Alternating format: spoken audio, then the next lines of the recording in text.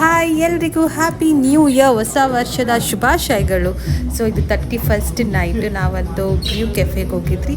ಅಲ್ಲಿ ನನಗೆ hot chocolate ತುಂಬಾ ಇಷ್ಟ ಆಯಿತು ಆ್ಯಂಡ್ ಅಕ್ಕಿರಾಗೋಸ್ಕರ ಫ್ರೆಂಚ್ ಫ್ರೈಸ್ ತೊಗೊಂಡು ತುಂಬಾ ಎಂಜಾಯ್ ಮಾಡಿದ್ರಿ 31st ನೈಟ್.